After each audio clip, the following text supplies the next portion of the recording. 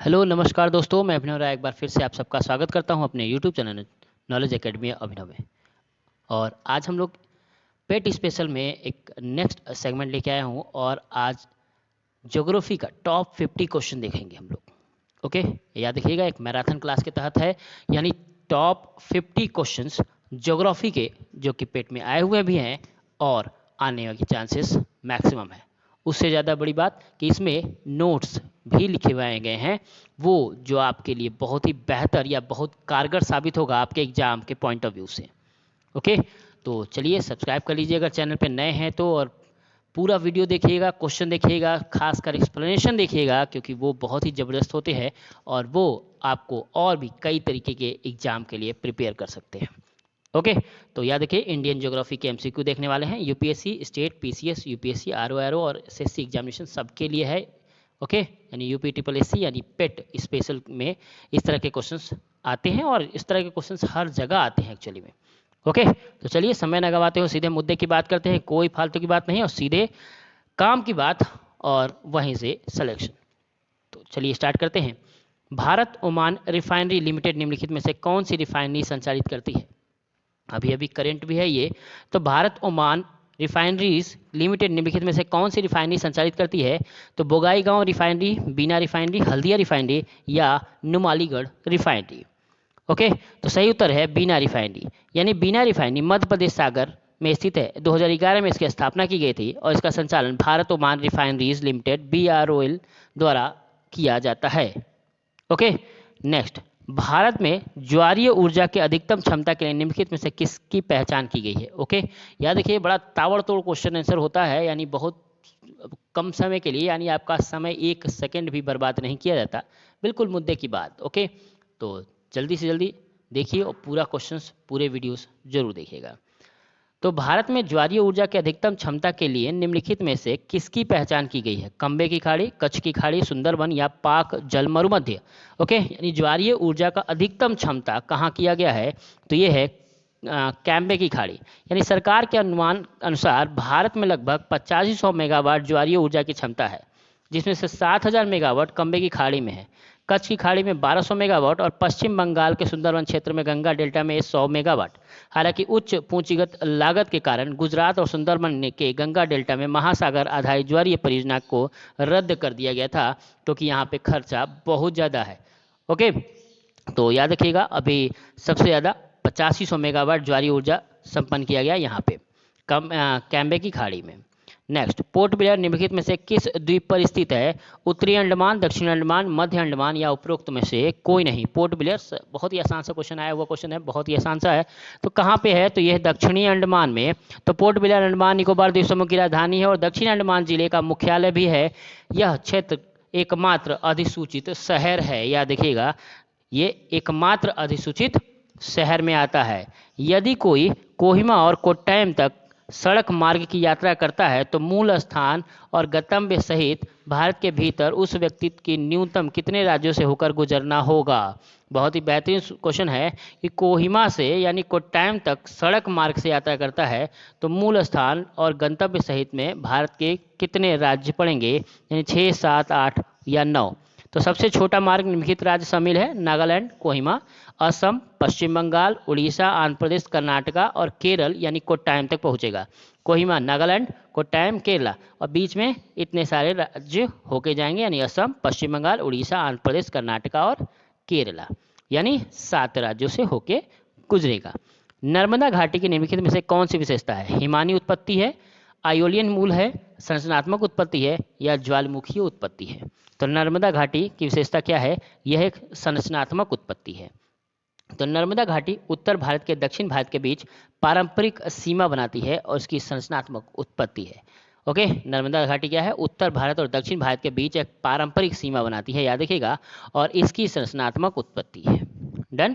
Next, Aravalli में रेत के टीलों वाले शुष्क स्थलीकृत वाले क्षेत्र को निम्नलिखित में से किस नाम से जाना जाता है? अरावली के रेत के टीलों वाले शुष्क स्थलाकृत वाले क्षेत्रों को निम्नलिखित में से किस नाम से जाना जाता है? तूफान, बरखान, बैडलैंड या मैदान? ठीक, तो अरावली के रेत को के टीलों को कैसे जानते हैं? तो बरखान्स के नाम से, यानी अरावली के रेत के टीलों के साथ शुष्क स्थलाकृति के क्षेत्र को बरखान के नाम से जाना जाता है। यह एक अर्ध चंद्राकार टीला है, या देखिएगा जैसे इंग्लिश में दून कहते हैं उसी तरीके का ये भी एक दून है, ठीक है, जिसमें बरखांस नाम से जाना जाता है। डेल्टा मैदान की ऊंची और दलदली भूमि को निम्नलिखित में से किस जोड़ी के नाम से जाना जाता है? ओके, यानी डेल्टा मैदान में जो उच्च और दलदली भूमि है उसको क्या कहते हैं? धाय या दोआब, कंकर रोही, चार्स बिल्स, उपरोक्त में से कोई नहीं। तो क्या कहते हैं इसको? कहते हैं अक्षर और बिल्स, यानी ऑप्शन सी सही है। तो खादर मैदान के विस्तार को डेल्टा मैदान कहा जाता है। क्या कहता है? खादर। याद रखिएगा, खादर बांगर पढ़ा होगा, एक नई भूमि है, एक ओल्ड भूमि है। तो खादर मैदान के विस्तार को डेल्टा मैदान कहा जाता है। डेल्टा मैदान की ऊपरी एवं दलदली भूमि को क्रमशः चार्स और बिल्स के नाम से जाना जाता है। ओके, यानी चार्स पहले फिर बिल्स। निम्नलिखित में से कौन सा कथन सही है? हिमालय सबसे प्राचीन पर्वत है। जब समुद्र संकुचित हो गया तथा टेथीस सागर से हिमालय का उदय हुआ। हिमालय का निर्माण पृथ्वी की पपड़ी में खराबी के कारण हुआ है, या उपरोक्त सभी। क्या सही जवाब है? तो हिमालय टेथीस सागर से तब उभरा जब समुद्र संकुचित हो गया था, यह एक आंसर सही है। तो जब संकुचित हो गया तो टेथीस सागर हिमालय का उदय हुआ। नेक्स्ट, निम्नलिखित पर्वत श्रृंखलाओं को उनके भूवैज्ञानिक काल के अनुसार व्यवस्थित करें। यानी दक्कन का पठार, हिमालय, पूर्वी घाट, अरावली घाट किस तरीके से हुआ? ये भी बहुत बेहतरीन क्वेश्चन है, इस तरह क्वेश्चन बार बार आते हैं आजकल। तो भूवैज्ञानिक काल के अनुसार इसको सही करना है। तो दक्कन का पठार, हिमालय, पूर्वी घाट, अरावली। तो कौन सा सही है? 1 2 3 4 4 3 1 2 4 1 2 3, यानी कौन सा? तो सही आंसर है 4 3 1 2, यानी सबसे पहले अरावली बनी, फिर पूर्वी घाट, फिर दक्कन पठार, फिर हिमालय, और उनके भूवैज्ञानिक अनुसार प्राणी के सही क्रम यही है, यानी अरावली, पूर्वी घाट, दक्कन पठार और हिमालय। अंडमान द्वीप समूह निम्नलिखित द्वीपों के उत्तर से दक्षिण दिशा में व्यवस्थित करें। ठीक है, अंडमान द्वीप समूह के निम्नलिखित द्वीपों को उत्तर से दक्षिण दिशा में सही करना है, यानी ऊपर से नीचे। तो साक्षात्कार द्वीप, मध्य अंडमान द्वीप, स्वराज द्वीप या उत्तरी सेंटिनेल द्वीप। ठीक है, सही ऑप्शन क्या है? तो सही ऑप्शन है 1 2 3 4, यानी सही से लगा है उत्तर से दक्षिण तक सही क्रम साक्षात्कार द्वीप है, उसके बाद मध्य अंडमान द्वीप है, फिर स्वराज द्वीप है और लास्ट में सेंटिनेंटल द्वीप है। ओके, भारत का एकमात्र मिट्टी का ज्वालामुखी भारत के निम्नलिखित में से किस द्वीप में दिखाई देता है? एकमात्र मिट्टी का ज्वालामुखी, याद देखिएगा कहाँ है? उत्तरी अंडमान द्वीप में, स्टेट द्वीप में, बारातांग द्वीप में या आउट्राम द्वीप में? तो ये है बारतांग द्वीप में। ओके, भारत का एकमात्र मिट्टी का ज्वालामुखी बारतांग द्वीप में दिखाई देता है। हालिया विस्फोट 2005 में हुआ था और ऐसा माना जाता है कि आखिरी विस्फोट का कारण 2004 में हिंद महासागर में आया भूकंप था। ओके, यानी 2005 में जो आया उसके पीछे हिंद महासागर में आए हुए तूफान की वजह से या भूकंप की वजह से है। नेक्स्ट, सेलुलर जेल के निर्माण से पहले राजनीतिक कैदियों को अंडमान और निकोबार समूह के निम्नलिखित में से किस द्वीप में कैद किया जाता था? बहुत ही बेहतरीन क्वेश्चन है। ठीक है, तो कहाँ? चैथम द्वीप, रॉस द्वीप, वाइपर द्वीप, कहाँ रखा जाता था? तो वह है वाइपर द्वीप। यानी सेलुलर जेल के निर्माण से पहले राजनीतिक कैदियों को वाइपर द्वीप में कैद किया जाता था। यह द्वीप दक्षिणी अंडमान जिले के अंतर्गत आता है। ओके, नेक्स्ट, लक्षद्वीप समूह में कुल कितने द्वीप हैं? आसान सा क्वेश्चन है। तो 25, 36, 53, 62। तो कितने द्वीप हैं? तो वो है 36 द्वीप। तो लक्षद्वीप समूह में कुल 36 द्वीप है, इनमें से 10 बसे हुए हैं, यानी कल्पेनी, कवारती, आंद्रेओटी, अमीनी, अगती, बितरा, चेटलाट, किल्टान, कदमत और मिनिकॉय। यानी इतने ही द्वीप पे लोग हैं, बाकी द्वीप खाली है। कुछ डीआरडीओ के पास है, कुछ इसरो के पास, कुछ बंजर है, ऐसे ही। नेक्स्ट, गंडक नदी निम्नलिखित नदी प्रणालियों में से संबंधित है। ब्रह्मपुत्र, सिंधु, गोदावरी, गंगा। गंडक नदी निम्नलिखित नदी प्रणालियों में से संबंधित है, किसमें? ब्रह्मपुत्र, सिंधु, गोदावरी, गंगा, यानी गंगा में। गंडक नदी भारत के गंगा के बाईं ओर की सहायक नदी है। ओके, नेक्स्ट क्वेश्चन है, निम्नलिखित में से कौन सी गंगा नदी की सबसे बड़ी दक्षिणी तट की सहायक नदी है? आसान सा क्वेश्चन है। गंगा नदी की सबसे दक्षिणी तट की सहायक नदी है यमुना, कोसी, गंडक या सोन? ओके, तो कौन सी है? तो वो है सोन। ओके, यानी गंगा नदी की सबसे दक्षिणी तट की सहायक नदी सोन है, जो 780 किलोमीटर चलती है। इसकी उत्पत्ति अमरकंटक पठार से हुई। ओके, नेक्स्ट, नदी और उनके स्रोतों को निम्नलिखित में से कौन सा मिलान सही है? ओके, नदी या उनके स्रोत। साबरमती अरावली पहाड़ियों से निकलती है, मध्य विंध्याचल पहाड़ियाँ, तापी सतपुड़ा रेंज से, लूनी अरावली पहाड़ी से। ओके, तो सही विकल्प क्या है? 1 और 2, 1 2 3, 2 3 और 4, या 1 2 3 4 सभी के सभी सही है, यानी सभी सही है। यानी सही युग्म साबरमती अरावली पहाड़ी से है, माही विंध्य पहाड़ी से है, तापी सतपुड़ा रेंज से है और लूनी अरावली पहाड़ी से ही निकलती। तो इससे भी रिलेटेड क्वेश्चंस आ जाते हैं। निम्नलिखित में से कौन सी नदी मुहाना बनाती है? ओके, नाही, ताप्ती, पेन्नार या नर्मदा। तो सही विकल्प क्या है? 1 और 2 सही है, 2 और 4 सही है, 3 और 4 सही है, या 1 2 3 4 सभी के सभी सही हैं? तो क्या है? 1 2 3 4 सभी के सभी सही है, यानी नदी के एक मुहाना बनाया, माही, तापी, पेन्नार और नर्मदा। ठीक, मुहाना का मतलब होता है एसुचरी, और सभी के सभी जो साउथ के मतलब जो अरबियन सी में जाके गिरते हैं वो सभी के सभी एसुचरी बनाते हैं, और जबकि बे ऑफ बंगाल में गिरने वाले सभी के सभी डेल्टा बनाते हैं। ओके, नेक्स्ट, जब सर्दियों के मध्य में भारत के उत्तर पश्चिमी भाग पर हल्का उच्च दाब विकसित होता है तो मौसम की स्थिति पर क्या प्रभाव पड़ेगा? ओके, सर्दियों के मध्य में भारत के उत्तर पश्चिम भाग पर हल्का उच्च दाब विकसित होगा, तब मौसम की स्थिति पर क्या होगा? इस उच्च दबाव वाले क्षेत्र से बाहर की ओर तेज और शुष्क हवाएं चलेंगी।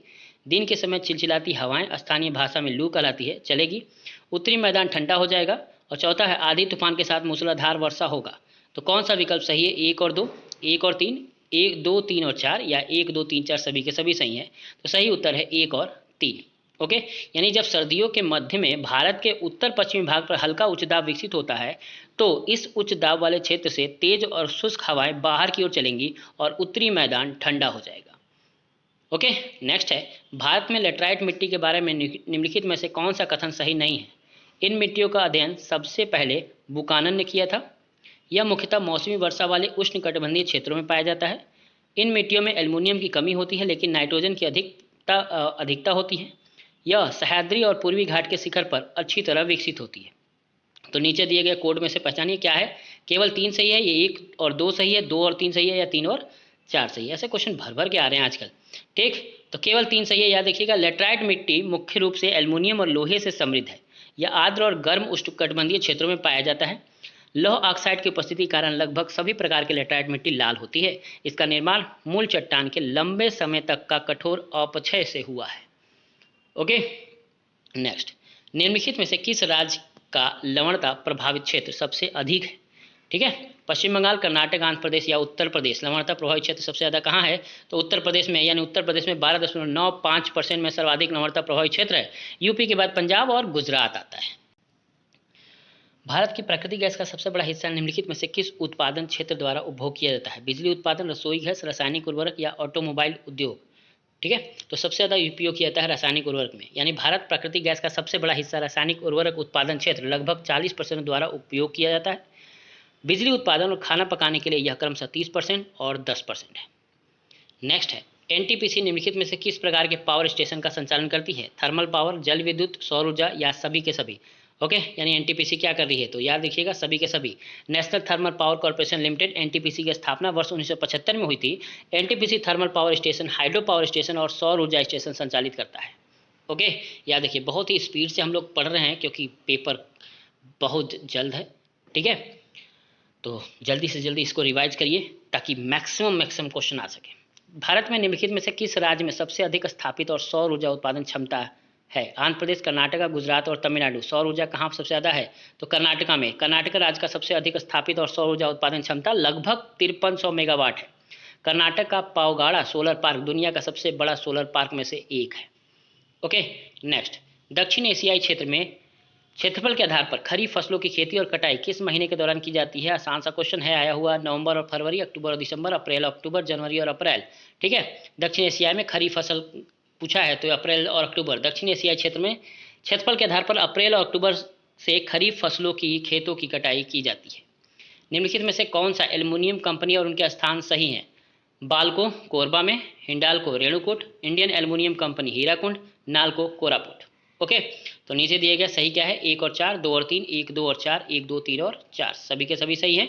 1 2 3 4, यानी बाल्को कोरबा में, हिंडाल्को रेणुकूट में, भारतीय aluminium company Hirakud, NALCO Koraput. Okay, याद रहेगा। नेक्स्ट, सौर ऊर्जा के चलने वाले डिब्बे वाली भारत की पहली डेमू ट्रेन निम्नलिखित में से किस स्टेशन पर शुरू की गई थी? Safdarjung railway station, Gorakhpur railway station, Delhi cantt railway station या उपरोक्त में से कोई नहीं। ठीक, तो सफदरगंज रेलवे स्टेशन, सौर ऊर्जा से चलने वाली कोच वाली भारत की पहली demo train Safdarjung railway station पर लॉन्च की गई। नेक्स्ट है, निम्नलिखित में से कौन सा गुजरात का बंदरगाह शहर नहीं है? ओके, ओखा, जामनगर, वेरावल, पोरबंदर। कौन सा नहीं है? तो सही जगह है जामनगर। जामनगर गुजरात के बंदरगाह शहर के अंतर्गत नहीं आता है। नेक्स्ट है, भारत के निम्नलिखित 4 प्रमुख बंदरगाहों में से कौन सा स्वर्णिम चतुर्भुज पर स्थित है? स्वर्णिम चतुर्भुज पता ही है क्या क्या है। तो कोलकाता, मुंबई, विशाखापट्टनम, चेन्नई, तूतीकोरन, मैंगलोर, मरगोवा। कोलकाता, चेन्नई, मंगलोर, मुंबई, मर्मगावा, मुंबई, कांडला और मैंगलोर। ठीक, तो सही उत्तर है कोलकाता, मुंबई, विशाखापट्टनम और चेन्नई। ठीक है, ये स्वर्णिम चतुर्भुज पे आते हैं। ठीक है, नेक्स्ट, कोलकाता, मुंबई, विशाखापट्टनम, चेन्नई बंदरगाह स्वर्णिम चतुर्भुज पर स्थित है। पांडु बंदरगाह निम्नलिखित में से किस नदी के तट पर विकसित एक नदी बंदरगाह है? महानदी, गोदावरी, ब्रह्मपुत्र या कावेरी? पांडु बंदरगाह कहाँ पे है? तो ब्रह्मपुत्र नदी पे है। याद रखिएगा, पांडु बंदरगाह ब्रह्मपुत्र नदी के तट पर विकसित एक नदी बंदरगाह है। यह बंदरगाह असम राज्य में स्थित है। यह राष्ट्रीय जलमार्ग नंबर 2 के अंतर्गत आता है और सदियों और धुबरी को जोड़ता है। याद रखिएगा, सदिया और धुबरी को यह जोड़ता है। विश्व की कुल जनसंख्या का कितना प्रतिशत भारत में रहता है? 9.32%, 11.25%, 17.7% या 21.3%। याद रखिएगा, विश्व के कुल जनसंख्या का कितना प्रतिशत भारत में रहता है? बड़ी महत्वपूर्ण या कहें बहुत ही आसान सा भी क्वेश्चन है। तो विश्व की कुल जनसंख्या का लगभग 17.7% भारत में रहता है वर्ष 2020 के अनुसार। सिंधु गंगा मैदानी क्षेत्र भारत की घनी आबादी वाले क्षेत्रों में से एक है। नेक्स्ट, निम्नलिखित में कौन सा गुजरात का बंदरगाह शहर नहीं है? फिर से वही क्वेश्चन है, जामनगर है। नेक्स्ट क्वेश्चन है, निम्नलिखित में से किस राज्य में हिंदू जनसंख्या का अनुपात सबसे अधिक है? हिमाचल प्रदेश, मिजोरम, मध्य प्रदेश और पंजाब। हिंदू जनसंख्या कहाँ सबसे ज़्यादा है? तो वो है हिमाचल प्रदेश। हिंदू जनसंख्या का अनुपात हिमाचल प्रदेश राज्य में सबसे अधिक है 95%, और यह मिजोरम राज्य में सबसे कम है 3.6%। याद रखिएगा, हिंदू राज्य हिमाचल प्रदेश में 95 और सबसे कम मिजोरम में है 3.6%। नेक्स्ट, 2001 की जनगणना के अनुसार शहरी केंद्रों की अधिकतम संख्या जनगणना विभाग द्वारा निर्दिष्ट शहरों में किस श्रेणी में आता है? कक्षा 1, 2 चतुर्थ श्रेणी या कक्षा 4, 6 में? तो कक्षा 6 में। 2011 के जनगणना के अनुसार शहरी केंद्रों की अधिकतम संख्या चतुर्थ श्रेणी यानी 1660 श्रेणी के अंतर्गत आती है। चतुर्थ श्रेणी की जनसंख्या 10,000 से 19,999 है। याद रखिएगा, चतुर्थ श्रेणी में आती है। नेक्स्ट, भारत की जनसंख्या लाभांश का पूरा लाभ प्राप्त करने के लिए क्या करना चाहिए? शिशु मृत्यु दर को कम करना चाहिए, अधिक सामाजिक सुरक्षा योजना पेश करना चाहिए, कौशल विकास को बढ़ावा देना चाहिए, उच्च शिक्षा का निजीकरण करना चाहिए। तो कौशल विकास को बढ़ावा देना चाहिए, यही भारत सरकार की नींव भी है और बहुत तेजी से मोदी कौशल विकास योजना, प्रधानमंत्री कौशल विकास योजना बहुत तेजी से चल रहा है। किसी देश की जनसंख्या द्वारा प्रदान किए गए अवसर जिसमें कार्यशील जनसंख्या आश्रित जनसंख्या से कहीं अधिक हो तो जनसंख्या विभाजन कहलाता है। यह लाभांश का लाभ उठाने के लिए कौशल विकास आवश्यक है, क्योंकि यह युवाओं को पर्याप्त और सार्थक नौकरी प्राप्त करने की अनुमति देता है। नेक्स्ट, नेपाल में गंडक नदी किस नाम से जाना जाता है? विष्णुप्रिया, शिव नदियाँ, नारायणी, बूढ़ी गंगा। तो नेपाल में नारायणी के नाम से जानता है। तो गंडक नदी को नेपाल में नारायणी और भारत में गंडक के नाम से जाना जाता है। यह नेपाल की प्रमुख नदियों में से एक है और भारत में गंगा की बाईं ओर की सहायक नदी है। नेपाल में नदी हिमालय के माध्यम से अपनी गहरी खाई और अपने विशाल जल विद्युत क्षमता के लिए उल्लेखनीय है। नेक्स्ट, गर्म शुष्क मौसम के दौरान भारतीय उपमहाद्वीप पर निम्न कौन सा क्षेत्र सबसे कम दबाव वाला क्षेत्र है? कच्छ का रण, मेघालय, राजस्थान या उत्तर पश्चिम भारत? तो सही उत्तर है उत्तर पश्चिम भारत। तो दक्षिण पश्चिम ग्रीष्मकालीन मानसून जून से सितंबर तक होता है। थार रेगिस्तान और उत्तरी और मध्य भारतीय उपमहाद्वीप के आसपास के क्षेत्र गर्म ग्रीष्मकाल के दौरान काफ़ी गर्म हो जाते हैं। इससे उत्तरी और मध्य भारतीय उपमहाद्वीप पर निम्न दबाव वाला क्षेत्र बनता है और शून्य को भरने के लिए हिंद महासागर से नमी भरी हवाएं उपमहाद्वीप की ओर आती है। इसे ही मानसून भी कहते हैं। नेक्स्ट, भारत में बोई जाने वाली फसलों को शुद्ध क्षेत्रफल लगभग कितना होता है? 14 करोड़ हेक्टेयर, 20 करोड़, 22 करोड़ या 24 करोड़? ओके, तो सही उत्तर है 14 करोड़। भारत में कुल भौगोलिक क्षेत्रफल का 329 मिलियन हेक्टेयर है।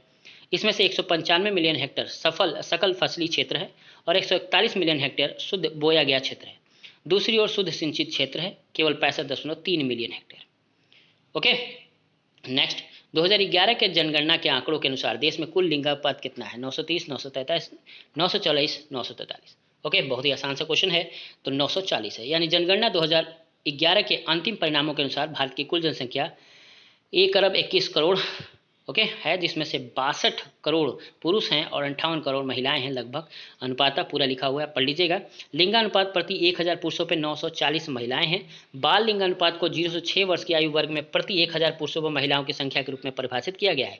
2001 की जनगणना में भारत का बाल लिंगानुपात 927 था, जो 2011 की जनगणना में घटकर 919 हो गया है। ओके, नेक्स्ट, केरल किसकी खेती के लिए प्रसिद्ध है? नारियल, काली मिर्च, रबर या चावल के लिए? तो सही कोड क्या है? 1, 2 और 3, 1, 2 और 4, 2, 3 और 4, 1, 3 और 4। तो सही उत्तर है 1, 2 और 3, यानी केरल नारियल, रबड़, काली मिर्च, इलायची, अदरक, काजू, सुपारी, कॉफी आदि जैसे वाणिज्यिक वृक्षारोपण फसलों के एक प्रमुख उत्पादक है।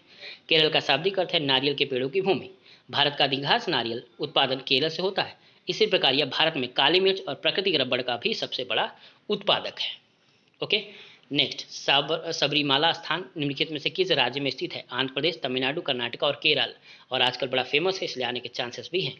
तो सही है केरल। सबरीमाला केरल में जंगली परिवेश के लिए बीच एक पहाड़ी की चोटी पर स्थित एक प्रसिद्ध तीर्थस्थल है। हर साल नवंबर जनवरी के दौरान लगभग 50 मिलियन भक्त भगवान धर्मस्थल के इस मंदिर पर आते हैं। नेक्स्ट है, निम्नलिखित में से किस राज्य में लेटराइट मिट्टी पाई जाती है? केरल, राजस्थान, महाराष्ट्र या उत्तर प्रदेश। सही है महाराष्ट्र। भारत में लेटराइट मिट्टी उड़ीसा के पूर्वी पघाट, पश्चिमी घाट के दक्षिणी भागों, मालाबार तटीय मैदानों और महाराष्ट्र के रत्नागिरी और आंध्र प्रदेश के कुछ हिस्से आदि में पाई जाती है। यह एल्युमिनियम और लोहे से समृद्ध और उपस्थिति के कारण लाल दिखाई देती है। ओके, लौह ऑक्साइड की उपस्थिति के कारण, याद देखिएगा।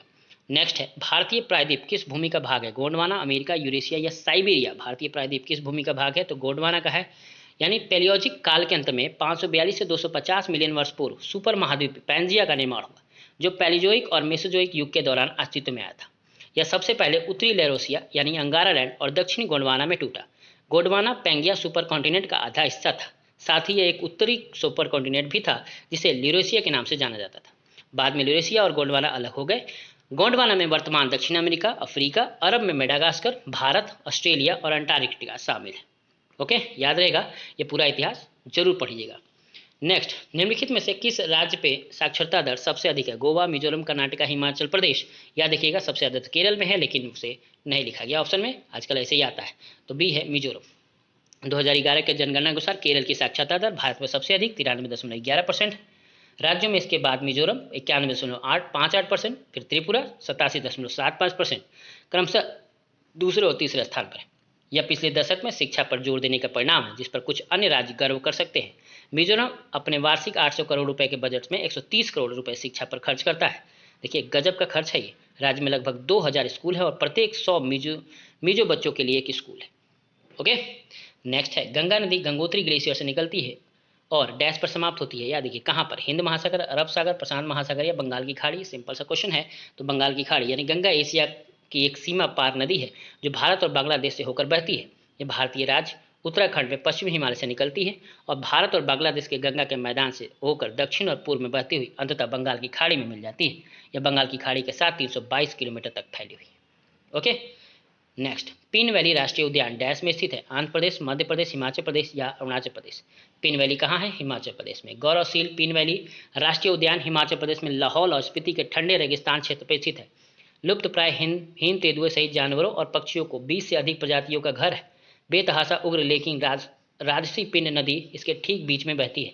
यह पार्क हिमालय क्षेत्र में कोल्ड डेजर्ट बायोस्फीयर रिजर्व के भीतर स्पीति घाटी के रेगिस्तान आवास में स्थित है और बहुत ही खूबसूरत है। नेक्स्ट, निम्नलिखित में से कौन सा एक वन्य जीव अभ्यारण्य है? कार्बेट, जलदापड़ा, चपरामारी, गुरुमारा। ओके, तो सही है Corbett. Jim Corbett national park उत्तरी भारत के उत्तराखंड राज्य में एक जंगली वन्य जीव अभ्यारण्य है। वनस्पति और जीवों में समृद्ध अपने बंगाल बाघों के लिए जाना जाता है। ढिकाला क्षेत्र में बाघ, तेंदुए, जंगली हाथियों सहित जानवर घूमते हैं। रामगंगा जलाशय के तट पर सोना नदी क्षेत्र हाथियों, तेंदुओं के साथ साथ पक्षियों के सैकड़ों प्रजातियों का घर। ओके, भारत का सबसे लंबा बांध है कोसी बांध, भाखड़ा बांध, हीराकुंड बांध या नागार्जुन सागर बांध। इंपॉर्टेंट है हीराकुंड बांध। हीराकुंड बांध न केवल भारत का बल्कि दुनिया का सबसे बड़े और लंबे बांधों में से एक है। यह बांध भारत के उड़ीसा राज्य में संबलपुर से लगभग 15 किलोमीटर दूर महानदी पर बनाया गया है। 1956 में बना यह बांध दुनिया का सबसे बड़ा मिट्टी का बांध। ओके, नेक्स्ट है, निम्नलिखित में से किस भारतीय राज्य में अनुसूचित जनजातियों सबसे अधिक है? मध्य प्रदेश, असम, उड़ीसा, बिहार। याद रखिएगा, अनुसूचित जाति मध्य प्रदेश में। राज्य के आच्छादित प्रदेशों की कुल जनसंख्या में अनुसूचित जनजाति का अनुपात मिजोरम 94.4%, लक्षद्वीप 94.8% में सबसे अधिक है। इसके बाद नागालैंड 86.5%, मेघालय 86.1%, छत्तीसगढ़ 36.6%, झारखंड 26.2%, उड़ीसा 22.8% एसटी की जनसंख्या है। मध्य प्रदेश में 1,53,00,000 है। 2011 के जनगणना के अनुसार असम में 38,84,000, बिहार में 13,36,000, उड़ीसा में 95,90,000।